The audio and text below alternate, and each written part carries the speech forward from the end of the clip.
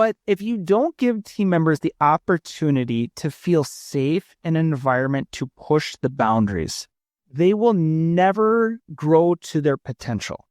And I think that's really important for us to understand is that we have to, as leaders and as business owners, we have to give our team members the opportunity to flourish. Welcome to the Digital Smile Hub, the podcast that is dedicated to making clinical dentistry simple. Join us as we decode the complexities of dental care by providing actionable insights into the diverse aspects of clinical practice, the latest trends, and the newest technologies. Whether you're a seasoned clinician or just starting out of dental school, listen in on engaging discussions, expert interviews, and a wealth of tips and tricks to enhance your clinical workflows. So turn up that volume and get ready to transform your clinical practice with the Digital Smile Hub. And now, here's your host, Dr. Tim Anderson. Welcome back, everybody. For new listeners, welcome to the Digital Smile Hub. For everybody else, super excited to have you back. If you're not already following a lot of our other podcasts, what are you waiting for? Everybody should know Sully's podcast, Millennial Dentist, and T-Bone Speaks, but many of you may not know there's another podcast that is targeted just to team members and all things amazing that they're doing. And that's hosted by Meredith and Aubrey. And that's the Dental Diaries. It sounds like really intimate and amazing. And it is really good. So if you're not aware of that, you should check it out. But more importantly, like docs, if you should really be telling your team members about this because that's something that they probably want to listen to. Last week, you guys were stuck with just me, and for better or worse, it was awesome. But this week, as promised, we have another guest again, even though we had a little hiatus there for a little bit. This week's guest, I'm really excited about because there are certain people you meet in your life and through your dental career, and a lot of them are dentists and educators. And then there's certain times you meet people that like just surprise you. And this individual totally surprised me because she actually was an attendee at one of my courses.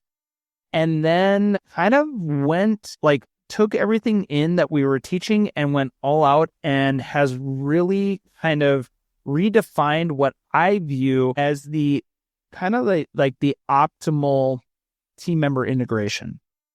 So this week, I want to talk a little bit about smile design and team integration and how we can start doing clinical dentistry that's based on our team members, allowing us as clinicians to do certain things, but also elevating our team members to allow them to kind of do things that we never really thought were possible. So this week, all the way from Indiana, I've got Emma Arnold, who is a dental assistant with All in the Family Dental. Emma, welcome to the Digital Smile Hub. We're super excited to have you.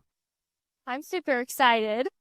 So Emma, like I said, was initially an attendee, correct, at one of our courses. Yes. How long ago was that? It was about a year ago, I think. Yeah, about a year ago. So I want everybody to understand this. About a year ago, Emma walked through one of our courses. She was part of one of our earlier smile design courses that we did. And our smile design courses that I teach are really tied to maximizing ExoCAD and 3D printing to take the full arch cosmetic workflow from start to finish. And Emma walked in with Emma, did you even have any ExoCAD experience prior to that? None. I only had designed like crowns on CEREC, and that was it. So Emma walked in with like no experience, and we forced her to start doing ExoCAD. And what's amazing about Emma's team members and the doctors that brought her is that the doctors basically didn't want to do anything. Like her doctors just kind of like were like, Emma, you're going to do this. And Emma designed and did all that stuff. But what I want to kind of highlight tonight is Emma's journey, because in less than 12 months, Emma has gone from not knowing anything about ExoCAD and digital design and smile design and cosmetic dentistry from that standpoint to literally, you guys, she designs cases better than I can. And I pride myself in being able to design a case effectively and efficiently, and it looks good.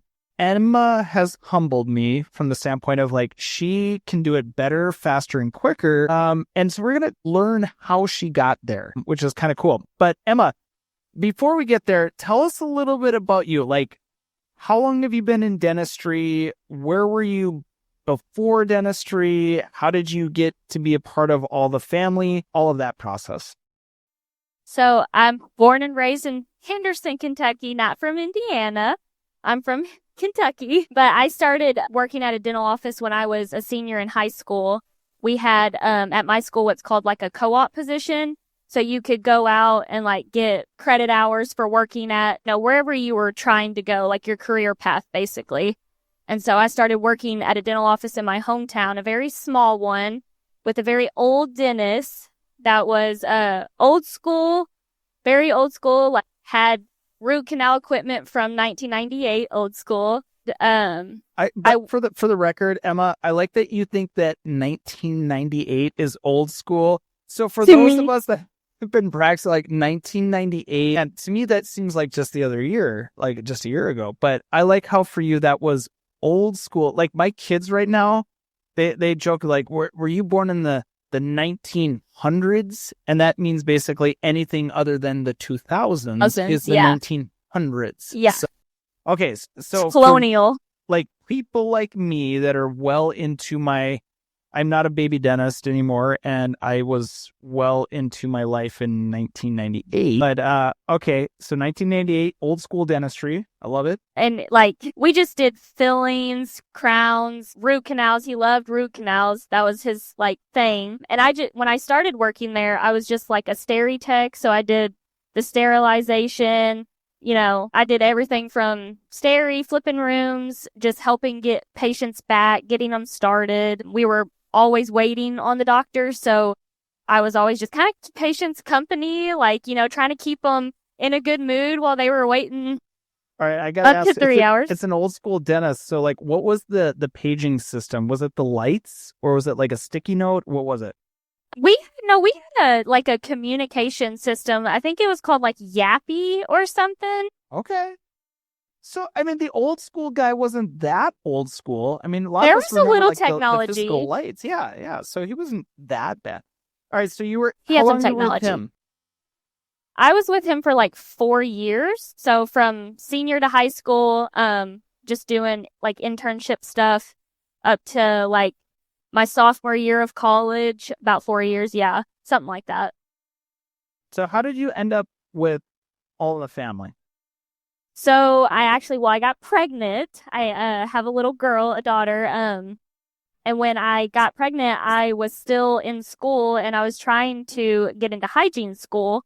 But then I just decided to stick with assisting at the time. It just wasn't the right time to try to get into hygiene school. And then when I had her, I went on maternity leave, which was like 8 months. And I never wanted to go back to my old job. It just wasn't a great environment. So I wasn't even like looking for a place to work, but a girl I used to work with at this office was now working at All in the Family, and she reached out to me saying they were looking for an assistant.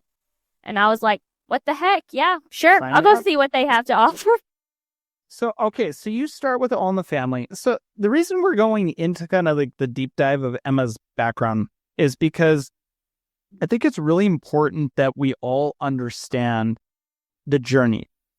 And when we like from an outside, like a 10,000 feet view, it's really easy for people to say like, hey, this isn't my practice. I don't do this. I don't do that. And what I think is amazing about Emma's journey is that Emma started as a basic dental assistant, a steri tech, that kind of stuff, and moved from there. And so for those clinicians that have practices where like, hey, this is what we do, but I'm like, I kind of want to do a little bit more. Or maybe we have team members that we just, we know in our gut that like, hey, they could be doing so much more than they are. A lot of times people just need the right opportunity. And that's what's amazing about Emma's journey is that she's had this great opportunity to kind of to do what she's doing now. But ultimately, when she started, we all need to understand that she didn't get hired to do digital design and smile makeovers and all these kind of things. She got hired to be a dental assistant. And for most of us, a dental assistant, especially a newer dental assistant, like we're having them do basic restorative functions where, sucking spit, turning over rooms, sterilization, basic restorative. And I think there's an opportunity for us to see individuals that could do so much more. All right. So you joined with All in Family. You got hired. How many doctors does All in Family have? At the time, I think they had 4 doctors working. So were you like tied to all 4, or were you like, you're with this doctor, or you're just kind of like, what was your role back then? Well, when I first started there, I don't think they had a specific position they needed me for yet. I think they just kind of liked me from the interview and were like, okay, yeah, we want her to work here, but we don't really know where we're going to put her. So I just kind of got thrown in. I was shadowing Dr. DJ for a little bit, and then I started working for another doctor, and then I kind of just stuck with her, and they kind of put me with her. And you kind of evolved from there. So like, as you're kind of going through this, like, this is, what year is this? 2020, 22? 2022. Yeah. Okay. Yeah, 22. So you're in a 4-doctor practice, kind of that. What's the scope of practice that this office is doing currently? Like back in 2022? I mean, we were doing pretty much everything that you can consider general dentistry: fillings, crowns, root canals here and there. We only had one doctor that was really doing the root canals. They were placing implants. I don't think it was 100% guided surgery, but I think that's pretty much it. There might have been a couple like full crown cases, like full mouth rehab cases here and there, but not really a whole lot, like not every week kind of thing. And how did you feel about like your position at that time? Like what you were doing then? Always just like, I want to like just try to help everyone like all at once. Like, so I just told him, I was like, just tell me what you need me to do to help everyone and I'll do it. Like whether it's filling up distilled water for our autoclaves or helping people flip rooms, like helping secondhand assist people, assisting the assistants with fillings. When the doctor would prep them and then let the assistants fill, I would kind of assist the assistants, that kind of stuff. So you kind of basically were just like a jack of all trades then. So because I think this is what's really important for a lot of us to hear, because a lot of us can relate to that. We have team members in those situations. We have like assistants that are doing those roles. What was the catalyst that really kind of changed your role within that practice? So, well, I was assisting one of like the newest associates, but then Dr. DJ, who was doing some guided surgery and some like cosmetic cases, like the front 4 veneers or something like that, his assistant was pregnant and she was going on maternity leave, and they were going to need someone to kind of fill in. So, I mean, I guess he was considered a little bit more advanced than the associate that I was already working with, who was just basically doing fillings and crowns. He was doing some oral surgery and he was the doctor that was doing the root canals. So whenever she went on maternity leave, they wanted me to like kind of sub in and assist him. So that's what kind of like all of a sudden you jumped into a role that was more than just that basic role from that standpoint. Right. So how was that transition for you? Was that like, were you given like a lot of training, or was it just kind of like jump in and learn as we go? It was funny because like Dr. DJ reminded me so much of the old dentist I used to work for, as far as like, you know, he's a little OCD about some stuff and pickier than the associate I was currently working with. You know, she was more a little laid back, but I was used to working with a doctor like that. And when I started working with him, we just like instantly started vibing. You know, we were like 2 peas in a pod. He was 6'3" and I was 5 feet tall and had to stand on a stool to see sometimes, but we just like instantly click, and I could read his mind within like, I feel like a couple of weeks of working with him. And it kind of just clicked. No, and that's, I mean, like right now you truly kind of sound like the majority of our like A-level assistants, where we're like our go-to people. And then so you're with Dr. DJ, and then you're covering this maternity leave and doing all of this. When, like, because right now there's 4 doctors and there's 2 owners, correct? Yes. Okay. So you've got Dr. Allie and Dr. Adam that are the owners of your practice, correct? So when did the transition start where you went from just doing the quote unquote lowest level assisting duties from the standpoint of like fillings and crowns to then maternity leave, some oral surgery? When did it start transitioning that you were doing a little bit more with Dr. Allie? So the first year, I think it was 2023, they had the annual 3D Summit convention.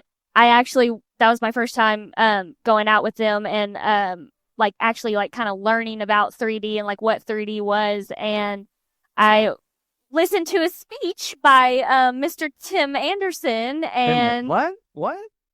I was engaged for like an hour and a half listening to this doctor talk about 3D printing and dentistry. And I was like, what? I was like, what is that? And I didn't even know that was a thing in dentistry. And Dr. DJ, he had been talking about how he wanted to start designing his own surgical guides, because at the time it was just Dr. Adam. He was designing, Dr. DJ's cases, and Dr. DJ's thing of control. He wants to know how he's getting there. Like, how's this implant being placed? And he just wanted to kind of see that process, how it started and how he got there. So he wanted to start designing his own surgical guides. And there was like a course coming up like a week after the summit for 3D printing, like the basic of 3D printing. And we were going to be taught how to design surgical guides. And I was like, can I go? Can I go with him to the course? And so you go to the course, and then, talk to us a little bit about the course, because I think so many times a lot of dentists, when we start looking at courses, we think of ourselves, like our own growth and all that. But clearly this was one of those things like, I would love to have a team member be like, hey, Tim, like, I really want to go to this course. Don't get me wrong. I have a hygienist right now who is bound and determined to get me to take the team to Italy because she found all these Italy cruises that do dental education. But I would love for a team member to be like, hey, I want to do this. So you went and did the 3D printing course with DJ, correct? Okay. What was your take? Like, how did you feel leaving that course? Like, what was your journey after that?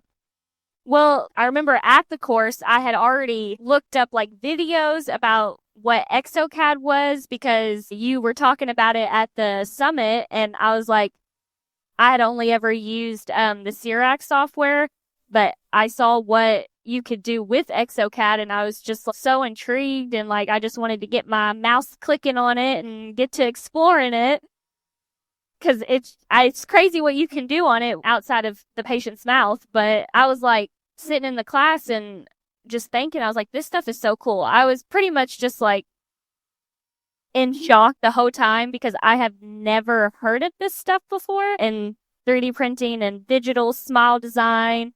I didn't know any of that was a thing. And like, I feel like I just took away from that because I've always been a tech nerd. Well, I think that's important for people to realize, is that, like, you got Emma here saying that like she didn't even know this was a part of dentistry. And if like, these are all the missed opportunities that we have in our practices. And that's like, honestly, Emma, like, I love you, but I'm like, I really wanted to get you on here tonight because your story is so great, because there are so many Emmas within our practices, our existing team members, that we as clinicians don't realize are there. Like, if Emma was still with that old school doctor that was doing the old school root canals from 1998, and then she wouldn't be like, she would have never grown into the woman that she is now. And I think that's really, really important for us as clinicians to really understand, is that if we don't facilitate opportunities for our team members to grow and level up, all of a sudden, like, nothing really happens within our practice. Then we sit in there, look at our practice, like, why is our practice not growing, or why are these people doing that?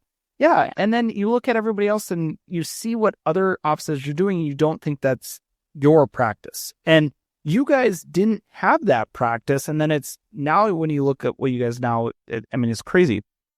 So one of the things that I think is important for people to understand, like Emma, you started as this, like, hey, I got into 3D printing. So like you got done with this 3D printing course. And then what did you want to do after that? Like when you guys got done with that course, what was the action plan?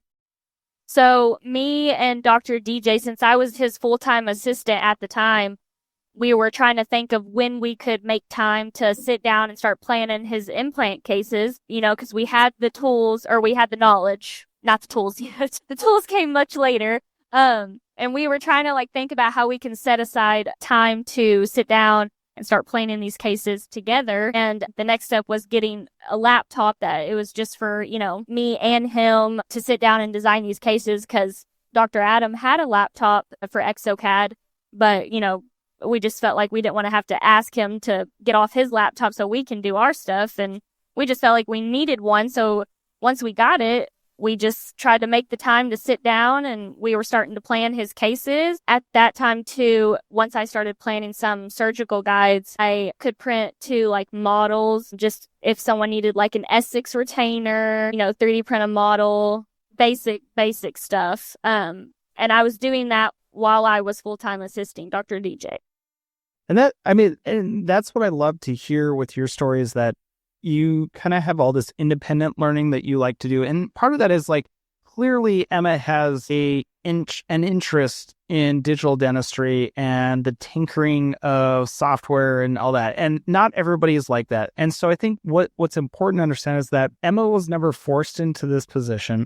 Emma kind of created her own position, which is what's really amazing where she is now, and which we're going to dive into, is that how that evolved from just 3D printing some surgical guides and doing some of that design into kind of what you're doing now. So give everybody, all the listeners, kind of an understanding of, and you and I talked about this a little bit off camera, talk to us a little bit about what is your role currently within the office? So right now, I do all the 3D printing for the office. So I design night guards on ExoCAD. I design full mouth cosmetic mock-ups on ExoCAD. I design surgical guide stuff. Now, do you do this for all the doctors or just one? All four doctors. So I think this is what's Emma, do you have a title technically? Are you still dental assistant, or do you have have a title. My official title. Yes. If you look on our website, what is it? Under my name, it says 3D printing / ExoCAD expert. Ooh, I would agree with that. What's amazing is that Emma has honestly taken on the role of a lot of the core basically services that we would utilize a digital lab technician for. And I think this is a topic that in dentistry we really need to talk about, because so for everybody who's been listening to this, that I'm in North Dakota, Emma's in Indiana. I've offered Emma a job. She does not want to move to North Dakota, but then she reminds me that digital dentistry is not bound to state lines, and that I can send her anything, and she's not wrong on that. But what's amazing is that Emma is highlighting an entirely new genre of team members that open up opportunities within our practice that we didn't even know we had. And so what's amazing about Emma's journey is she started off as just a 3D printing, hey, we're going to do some models and some surgical guides. And then we evolved into, okay, well, I'm going to do all the night guards for the office. And that's what I think is important, is that Emma became the champion of 3D printing first. And then she has leveled up based on her interests and her skill sets. And she's earned the right to become the ExoCAD expert within her practice. That just it's not a title that she's just given. She had to earn that. You can't learn to do dental design without doing the hard work of all of it. And so you have to know dental anatomy, and you have to learn digital design. You have to do all that. But honestly, what's amazing about her story is that she needed the opportunity to grow. And if you give the right people, the opportunity and the right resources, it's amazing to watch them flourish. And Emma's a perfect example of somebody who ran with it. And Yes. honestly, she's made herself irreplaceable, which is kind of cool. That's what they tell me. Yeah, Emma kind of knows this too now. She's like, I'm kind of like, nobody else can do what I do in the office. Like, I kind of do Even what I though do. Dr. Adams says he's better at 3D printing than me. Adam's really good with titanium. Adam is not very good with resin, but he's an amazing implantologist and dentist in person. What I want everybody to take home from this, all of the things we're kind of discussing here tonight, is I want us to reflect on our own practices. And I want us to look at our team members, and I want us to look like within our practice, like, hey, who have I overlooked? Or who have I not given their opportunity? And sometimes it's the person you don't expect. Like, honestly, I have a front desk team member who is so undervalued from the standpoint of what she's capable of that I'm like, I know in my heart that I'm like, I got to get you out of the front team. Like, I know you are so much more valuable in that, because people just show those skill sets and those aspirations. And you can teach people how to do things, but you can't teach people to want to do things. There's a big difference between that. And Emma wanted to do more. She wanted to do more with the digital side. She wanted to do more with the dental or the design standpoint. And her team, luckily for her, she wasn't in that old school practice. She has the opportunity to kind of like dive into that. So Emma, you're now doing all the designs, which I think is like the surgical guides and the occlusal guards is great. That's a great stepping stone for most offices. That's where most of us will get to. Like, I think most offices that are running at a really high level with regards to digital design and 3D printing are going to have the occlusal guards specifically, that workflow team driven. Like, it's driven by the team members. Where I think you're a little bit of a unicorn is that you've now taken over the digital cosmetic mock-ups, like the digital designs and the trial smiles for your office, correct? So talk us through how you went from taking a basic 3D printing course with yours truly to doing cosmetic restorative design mock-ups, trial smiles, and all that. Like, how did that happen? So I feel like I keep saying this, but it's always when someone's on maternity leave.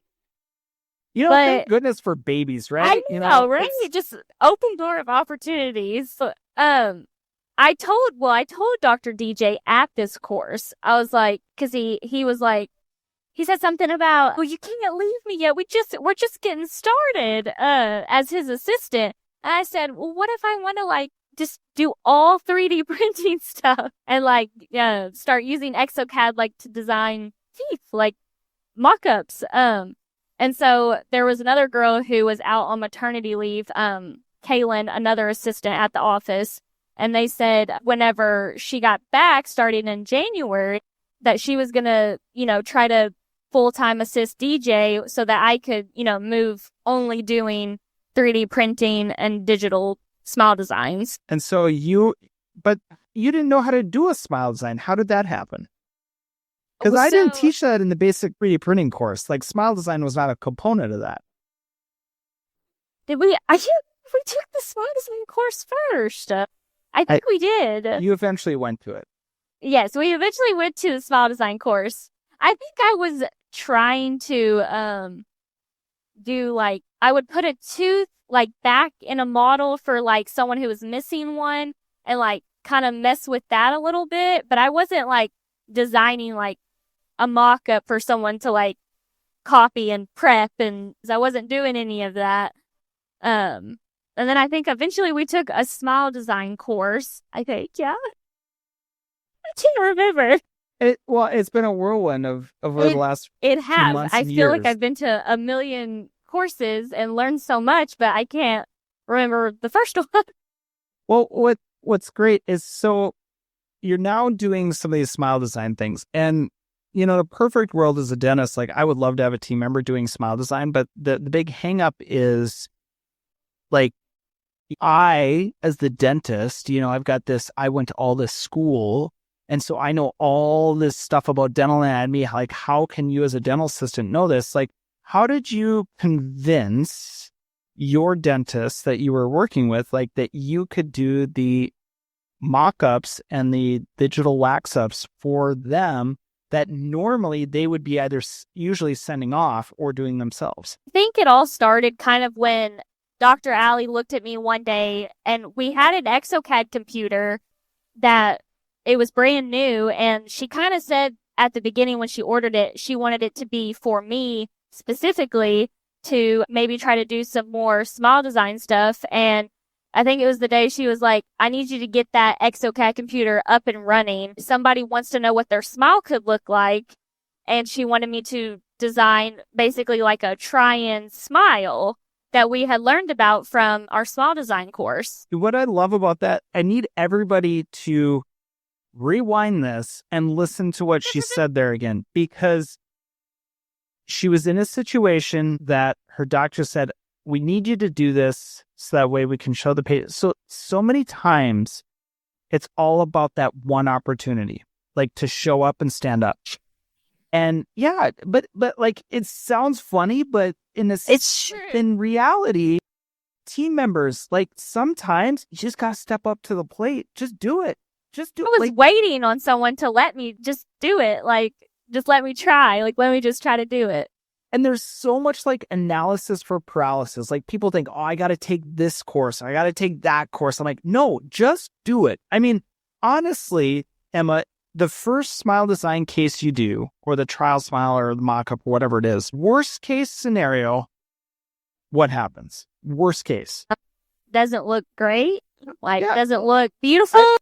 So this tells you Emma's standard is that it doesn't look beautiful. For most of us, it doesn't look like shit. Like, I'm like, worst case scenario, It might have looks looked like awful, shit. right? It looks awful. And Bulky. then we're like, you know what? We're going to send this to the lab. Like, honestly, like that's the worst thing. Like we deal in teeth, you guys. And so we cannot overthink this, and we need to provide an environment. And it's very cliche, but we need to give our team members a safe place to fail.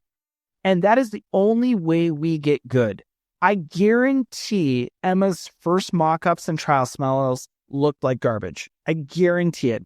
Partially because I was there and I've seen some of the early stuff, right? Yeah, you did see the early stuff. But now I look at where you've come now and I'm like, holy crap, how did that happen? Because Emma, I kid you not, designs better than I design. I'll go down Try this to later. copy me. I literally try to copy. I'm like, Emma, give me your strategies. How do you do this? But if you don't give team members the opportunity to feel safe in an environment to push the boundaries, they will never grow to their potential. And I think that's really important for us to understand is that we have to, as leaders and as business owners, we have to give our team members the opportunity to flourish. And sometimes we, as owners, may not think they can do it. And that's okay. Like, that's okay. We have to be okay that people are going to fail. And that the best thing we can do is support them during that time and help mentor them. And how do we do it better next time? Because if you do it better next time, the sky's the limit. Because if you keep doing it better and better and better and better, guess what? All of a sudden, you are better than the lab technicians. You're better than, and I'm not trying to put the labs out of business. Don't get me wrong. I think there's a time and a place, but I think there's so many services that we could be keeping in-house for our team members and our patients that we're just missing an opportunity because we don't give our team members the opportunity to thrive. So that's my soapbox on that. So Emma, you're now designing, you're doing your mock-ups and all these things, which I think is amazing. And for a lot of offices, you're like, how do you design a mock-up? And really, I think Emma's been fortunate because Emma's had the luxury of using really good quality software from the beginning. Emma was trained in her early days to see ExoCAD. And when you see ExoCAD, like Emma couldn't go back. Yeah, Emma couldn't go back and like, okay, I'm going to do a full mouth case on CEREC. Like, Emma's not going to do it. Like, it's just not possible. Not enough schools. She doesn't have her libraries and her hotkeys. So Emma, so now that you're doing this, what I'd love to hear is I think your office is kind of paving the way from the digital smile design workflow. And I'm a big advocate, like I love technology, but I'm a bigger advocate for workflows. So walk us through, and by walk us through, I mean detailed, like tell us like who is doing it, how does the patient do it, how many appointments, that kind of thing, from the standpoint of like, you bring somebody in because your office does these amazing videos with these trial smiles. So you need to talk about that. But how you bring somebody in from that initial consultation, how you guys decide who gets a trial smile, what is a trial smile or emotional mock-up, how you do the mock-up, what it's used for, how you then on prep day transfer those mock-ups to the prototypes, how you use the prototypes, then fabricate the definitive restorations. Like walk us through the workflow that you and Dr. Allie, who's the primary owner doctor, when she's doing these cosmetic cases, like you've now become like her right-hand girl for design. So walk us through that. So when a patient comes into our office and that conversation's brought up that, they just want a better smile, they want a brighter, a wider smile, they kind of want everything in their mouth done, but they're on the fence because yes, dentistry is surprisingly expensive, and they kind of just need to see it to believe it, that it's worth it. Once that patient has made the decision like, hey, I want to see what my smile could look like, they will come back for a planning visit with our treatment coordinator, Kate, and I will have them a smile trial ready to go that I have digitally designed on ExoCAD. It's basically teeth that I designed to lay over their natural teeth, and it kind of just like fits, like snaps in, just kind of like a retainer. And I 3D print that at the office, and then when they come back for their planning appointment to kind of go over all the treatment that we have planned for them, and then they get to see what their smile could potentially look like, and they pop the trial smile in, and we take photos of their before and afters and kind of show it to them. Then they get financial arrangements to see how much the procedure could cost, whether they decide to do it or not. Majority of the time, people who are kind of on the fence, once they see the trial smile, they tend to want to go through with treatment. And then I take that smile trial design that I've already designed and kind of make it into a full working mock-up for prep day. All right, so hold on, time out. All right, so you're talking trial smile. So for everybody, like she said, a trial smile is, some people call it a trial smile, snap-on smile, emotional mock-up. Like there's also sorts of terminologies for it. But basically, it's an overlay that goes over the teeth that you're designing. One of the biggest kickbacks I get on team members and doctors, like, how long does this take you to design in reality? At the beginning, when I first started doing them, it probably took me a good hour to design them, just because I felt like I was being really picky and trying to make them look really, really good. And, it was my first couple ones, so I didn't want to disappoint Dr. Allie. Well, I think that's important. In reality, I think people want an instant art, an instant gratification, or oh, it just needs to be in a couple of minutes. But part of the process is the learning. Learning right. The workflow, how do the buttons work, how do the tools on ExoCAD work, how to design this. How long does it, I'm like, hey, Emma, I need a pretty straightforward, anterior 8. How long is that going to take you to do a trial smile nowadays? I feel like I can do a trial smile right now in about 20 minutes. Still a little picky. And I will agree that Emma is very picky. When she says kind of picky, she's very picky. So 20 minutes to do a trial smile. So when you think about this team member, or docs, when you have team members, I promise you have a team member that has an extra 20 minutes in their day, or hour in their day, or 2 hours in their day, that they could be doing transformative dentistry, not sterilization, not turning over a room. We're talking moving the needles type of dentistry, because the trial smile and the emotional mock-up is utilized to close the case. It's not meant for people that are already on board. It's meant for that person who wants to see that, what's possible.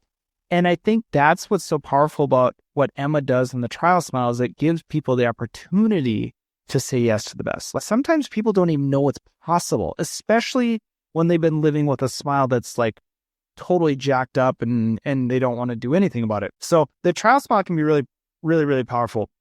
So you guys do the trial smile, and then say the patient's committed to treatment, and now we're ready to like, okay, let's do this. We're going to do a full upper arch. Walk us through kind of your role as your, you're the kind of the designer now with you and Allie. How does that work?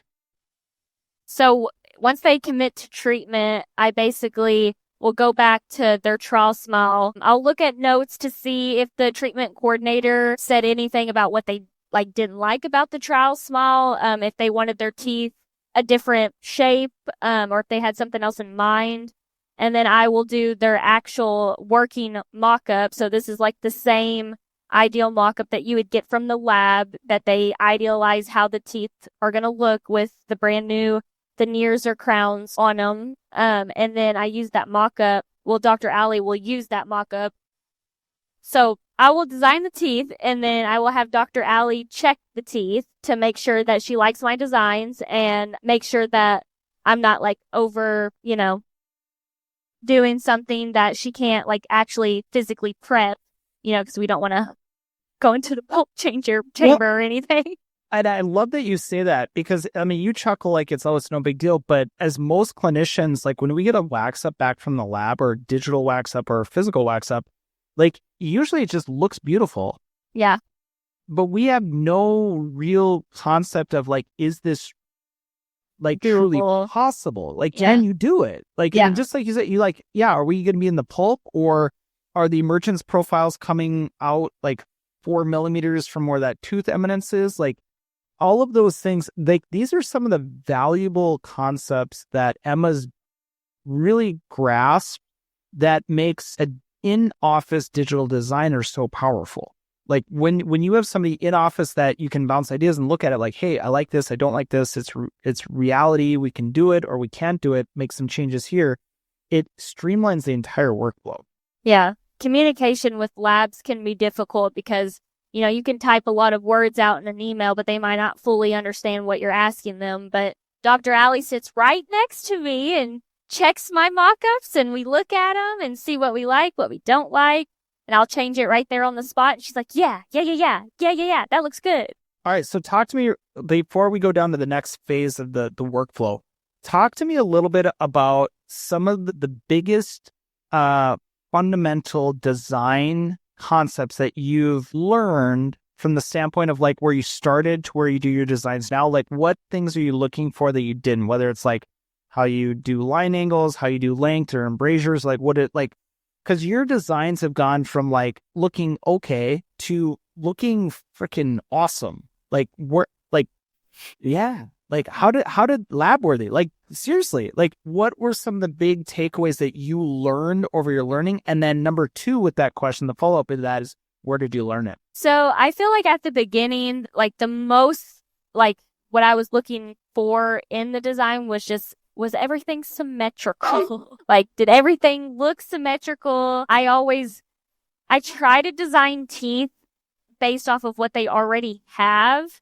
So I try to basically give them new teeth that is just like their teeth, just better. Yes. So I just was looking for libraries, like tooth libraries on ExoCAD that were very similar to what they currently have. But then once I started to do more and like played with it more and, saw what worked, what didn't work, now I am checking like, are my mock-ups in line with their cervicals? Because unless you do an aggressive gingivectomy, you're not going to be able to get 3 millimeters above the cervical height for a crown or a restoration. I'm looking at occlusion because not losing their original bite, or if we're putting them into a new bite, me and Dr. Allie really are big on checking the bite and looking at the bite because that's very important for proper function. So all right. I gotta stop you here because, like even the way you speak, Emma. I'm not Allie. I know you're not Allie, but sometimes the way you speak, I think you are Allie. Allie's the dentist, by the way. I've been to Allie boot camp. Yeah. I mean, Emma, the way you speak and the way how articulate you are with regards to dental anatomy and design and all that, like, where did that come from? Because most of our team members that are dental assistants don't have that but they didn't go to 4 years of dental school to learn all the dental anatomy and terminology. Like, where did you learn all of these concepts of the symmetry, smile design, line angles and all of that, like embrasure form and contact height and, following the lip line and mesial inclination? Like, how did you learn all of that? Well, I knew just a little bit of like occlusal anatomy just from my old office because like some of our crowns that we milled were just like flat, no occlusion. And our doctor was big on drawing anatomy. So he would make us, take a burr after a crown was milled and like draw occlusal anatomy with our hand pieces. So that was like the first taste I ever got of like actually trying to like create a tooth to look like a tooth, outside of the mouth. And that was like the little bit of knowledge that I had. But I mean, I learned a lot from smile design courses that you've taught about smile and like mesial inclination. And of course, Dr. Allie has taken everything she's learned and ran with it and has taught me everything that she feels like is, a good smile design. I've also done my own like research, just a little YouTube university. Love it.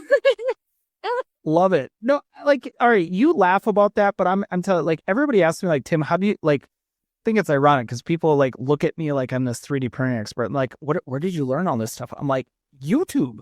Like, literally YouTube, you can is learn on YouTube. everything. Yeah.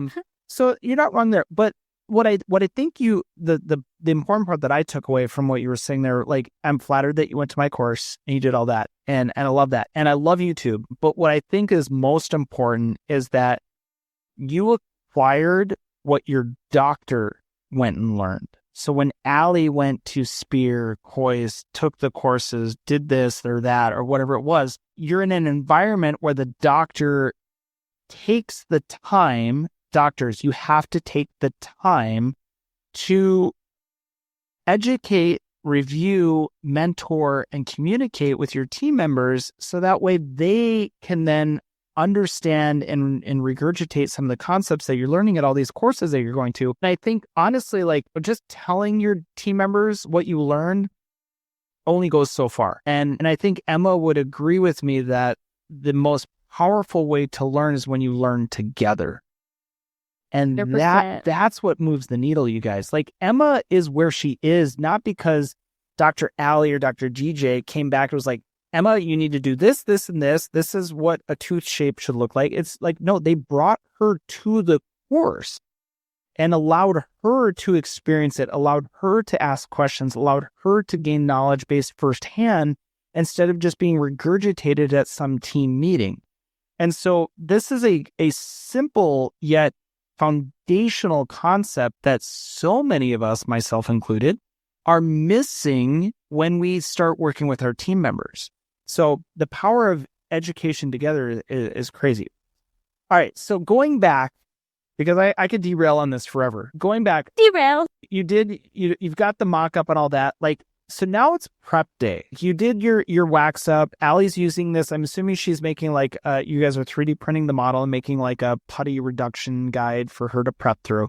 Well, she doesn't really do that anymore, but she should. She did when she prepped Dr. Sully's teeth. She did, but it wasn't her mock-up, or it wasn't my mock-up. So, there's a little distrust, So walk us through its prep day. Like, the dentists are all about like prep day. So like, you're doing a full arch prep day. Walk us through the appointment and what your role with Dr. Allie's role, how the printers are being used. Like, walk us through that.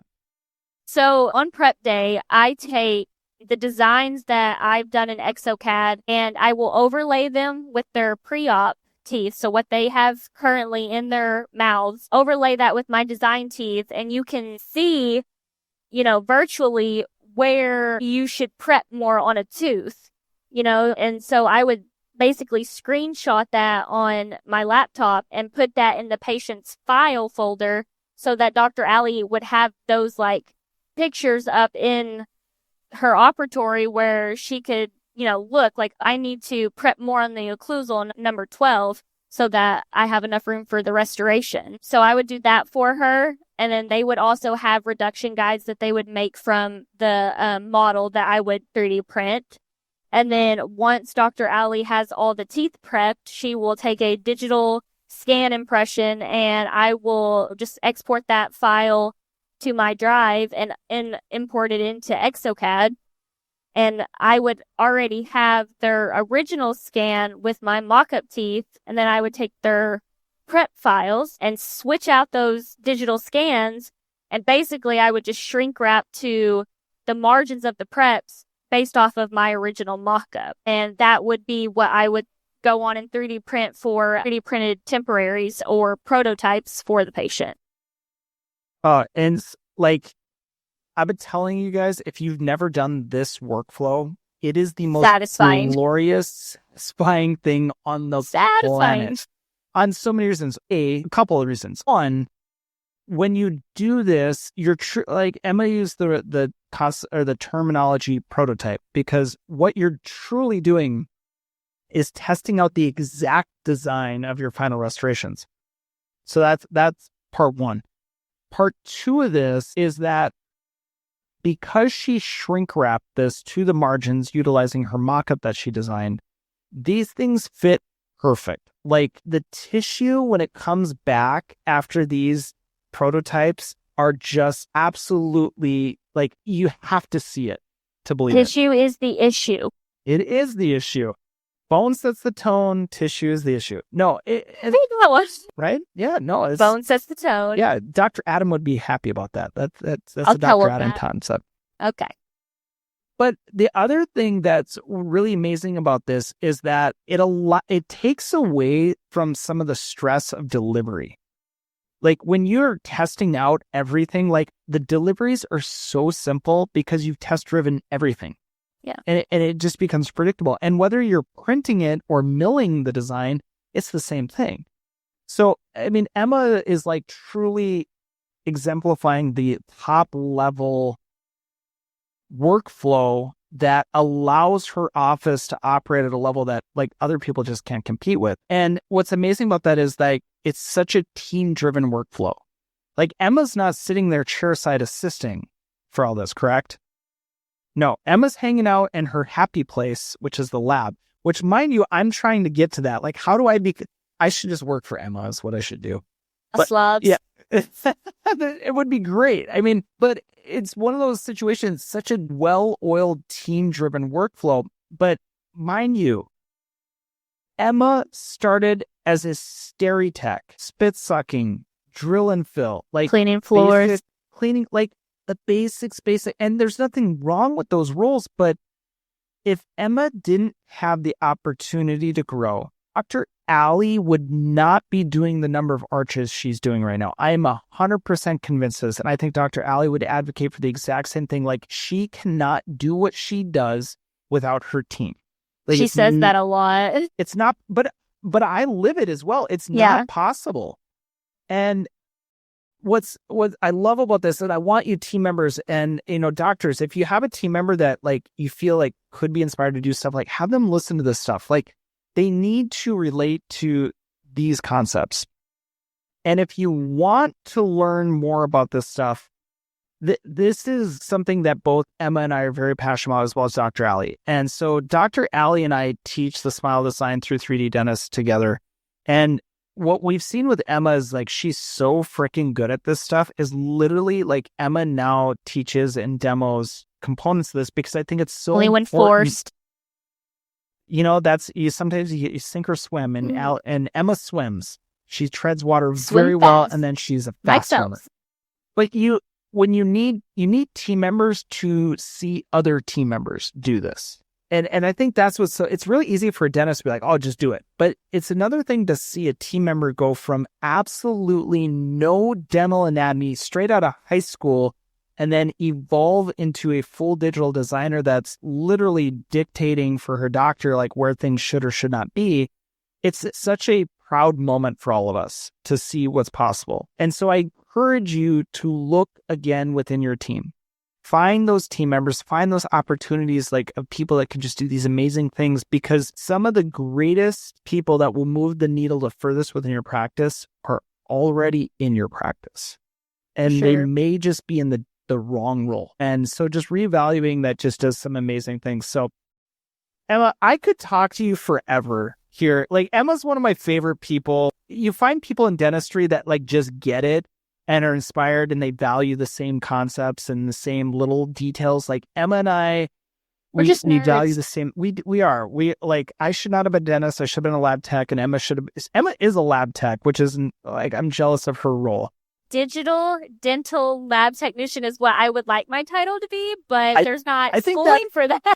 I think that is a much better title than ExoCAD expert, because you truly are a digital dental designer. No, Emma, thank you so much for being on today. For everybody that wants to, if you want to meet Emma, come to one of our Smile Design courses. She's pretty much at all of them. I'll be at the one in January. We're here in January. When is the January one? I should know this. Allie told me it was just going to be me and her, so it's at the ending of January. There you go. So it'll be a ton of fun. But regardless, we're coming onto the new year, guys. It is the new year for many of us. Make this the year of some change. Find one team member within your practice and just give them the opportunity to kick ass. Like, honestly, like, just give them the opportunity and you'll be shocked what's going to happen. Like I said, I'm trying to get Emma to North Dakota. We'll see what happens there. But it is very cold there right now. Here now. Cold. But for everybody else, thanks for tuning in. We'll join you next week. But if anything comes up, let us know. If you have more topics that you want us to dive into, reach out. But for everybody else, thanks for joining us. And don't remember to smile. We'll check you next week. If you enjoyed this episode, be sure to subscribe so you get notified when all the new content is released. And don't forget to rate, review, and share this podcast with all your friends and colleagues. For more information about all things happening within the 3D Dentist family, follow us at www.3d-dentist.com. Thanks for listening, and I hope you are leaving with new insights to help transform and level up your practice. Until next time, keep smiling.